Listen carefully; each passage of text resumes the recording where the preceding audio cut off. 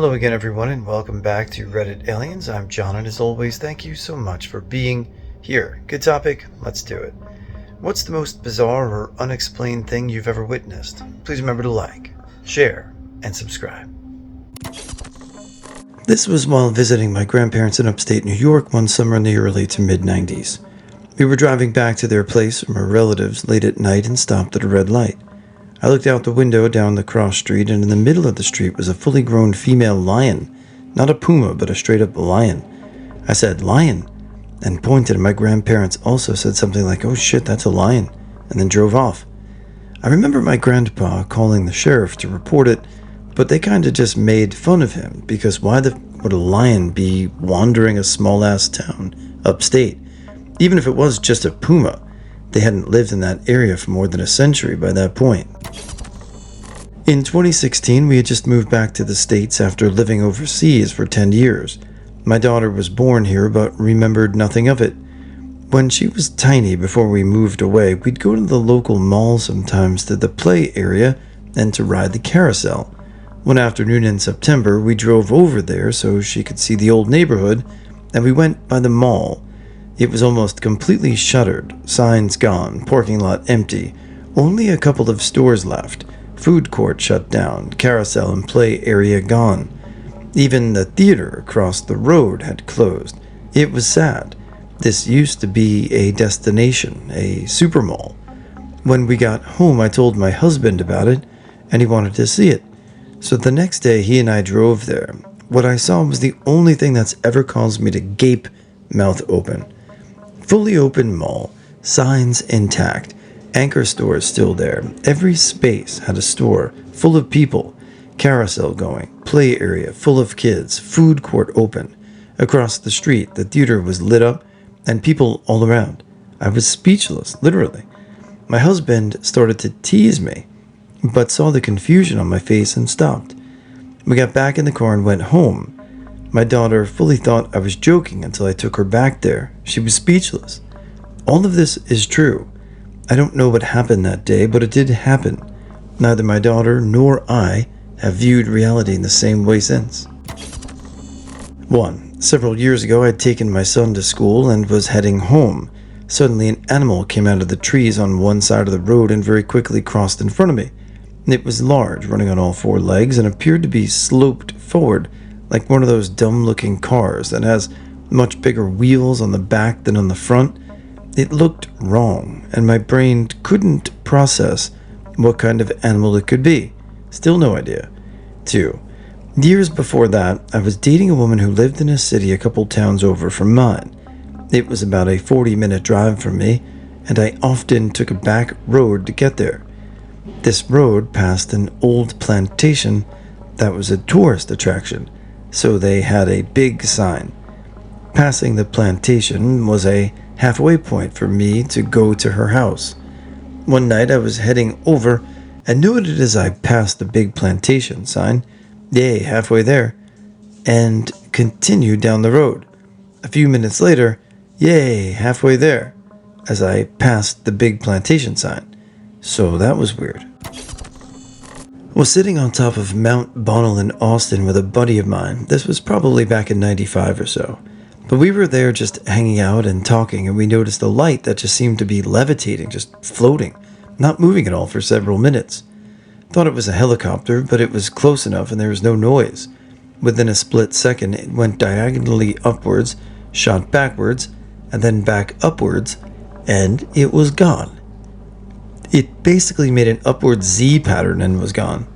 It happened so quick that I didn't even know how to respond, and after maybe 10 or 15 seconds, the friend I was with asked me if I saw that. We both thought we were crazy at the time, but we both saw it. After my mom died, I asked her to find my original wedding ring if she was still around. I'd misplaced it and hadn't seen it for a year. I wanted to know if she was still around in some form. I'd forgotten my request until one evening, weeks later, when I noticed something strange in my budgie's cage. There was my wedding ring. It was on my budgie's toy rope hanging from her cage. In order to extract it, I had to unscrew the toy rope and remove it to get the ring. My mom knew I was not superstitious. and would likely rationalize simply finding my ring. I can't explain how my ring made it into the cage onto the rope, except my mom somehow did it from the grave. I can't explain it otherwise.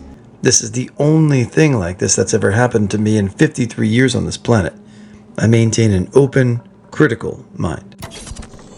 In 2001, I lost my 17-year-old son in an automobile accident. About 6 months later, a girl who went to school with my younger son told me she had a dream about my late son. She didn't know him well, but I was her cheerleading advisor.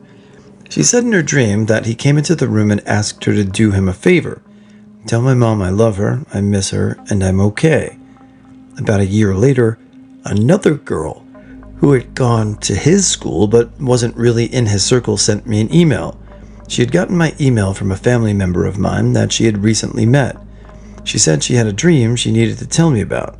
She said in the dream that my son had come into my room and asked her to do him a favor. Tell my mom I love her, I miss her, and that I'm okay.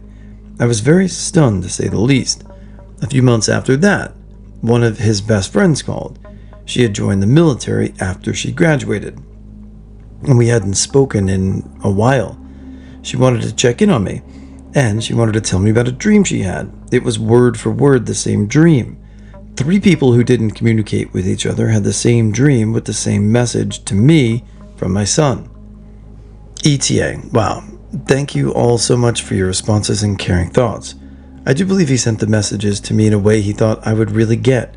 I kind of laugh thinking about it because I had many other instances where I'd felt I'd received a message, but this little voice would say, maybe that's you wishing it, or is that just a coincidence? But then, when these 3 people gave me this particular message, it really felt like it was him. I figure he was like, oh, good grief, what do I have to do to make this woman finally see me, lol. Thank you all again, he was exceptional. He loved all the people, rooted for the underdogs, and smiled like a sunbeam. He lived and loved more in 17 years than many people do in 80 years. I'm grateful for the honor of being his mom then and now. I like videos and messages like that, getting them from 3 separate sources across the span of time. Sure. I think that if you want to believe, those are good signs, so I hope it brought you some level of peace. My husband, my boyfriend at the time, was about to take a nap next to me. I saw him mess with his phone for a minute, and then we both took a nap. When we woke up, his phone was nowhere to be found. There was no one in the house beside us. We looked everywhere for this phone and couldn't find it. He loses things a lot, so we chalked it up to him misplacing them somewhere. About an hour later, I get a call on my phone from my boyfriend's friend, Smurf. Apparently, someone had found my boyfriend's phone on the side of the road or in the road. I don't know. I didn't get a detailed story. But they found it about 2 miles from our house on the way to town. Someone found it, took it to the main gas station on the road, and the gas station clerk called the last number dialed in the phone, which was Smurf. He didn't have a lock on his phone at the time, so he came to pick it up and called me about it, and we got it back from him. Still to this day, we call that instance the wormhole incident. No matter how many times we've gone over it and talked it through, nothing about that whole thing makes any sense. I could talk about growing up in a haunted house, but honestly, the thing that haunts me a bit to this day is when I was having surgery and I had an out-of-body experience. I felt strange during it, not bothered at all. I just knew things, and everything was fine. It was like something I had done before and felt like my body was awake mid-surgery and screaming and crying. Where is he? Where is he? Don't leave me. Please don't leave me. I remember just kind of smiling and going back, and all that stopped. The doctor confirmed this happened to me too.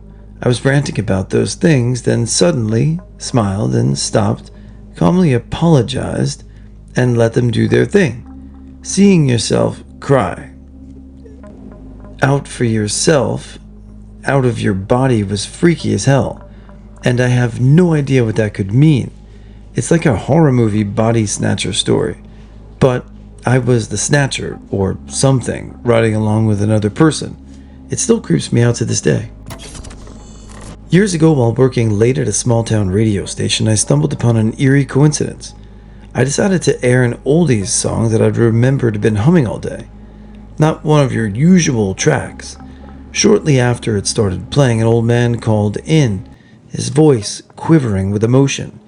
It turned out he was the original artist of the song, a one-hit wonder from decades ago. He said he hadn't heard his song on the radio in over 30 years, and just happened to tune in that night while he was driving to our town. The song was his late wife's favorite, and it was her birthday. The odds of that happening were so astronomical, it sent shivers down our spines. It's moments like that, when the universe aligns in the most hauntingly beautiful way, that remind me just how mysterious life can be. I was working at a hospital and it was nighttime. The elevators run along a glass corner, and if it's night and you're on the last elevator, you can see the reflection of the hall, say if someone's waiting. I was on the last elevator, got to my main floor, and the doors opened up. I see a blonde lady in all black with a small sports-style stroller waiting for the elevator in that glass reflection. I fully intended to hold the door for her, so I double-checked the glass to see if it would start walking, so I could hold the door from closing. I've checked even a third time at the glass, still standing there. I breached out of the elevator and started to hold my arm out to hold that door since she didn't move. No one was there. I looked back at the reflection and saw nothing. I went to the T in the hall, but still none. I was sort of panicked and immediately called a coworker in case of the worst to tell him what I witnessed. When I was in junior high, I went to a remote camp with my school. One day we canoed to a small island to camp out for the night. It was so dark with no light pollution, so we were stargazing around a small campfire. I'm not sure which we noticed first, but we heard a loud humming noise and noticed an odd star formation above us. There were 4 stars in the shape of a diamond, with starlight right in the middle. We wondered what it might be while trying to figure out where that humming sound was coming from. We were in such an isolated place. Suddenly, the 4 stars forming the diamond shot off in different directions, leaving just the middle star. After a moment, the 4 stars forming the diamond shot off in different directions, leaving just the middle star. After a moment, the star shot off too, and it was instantly eerily silent. We did not sleep well that night.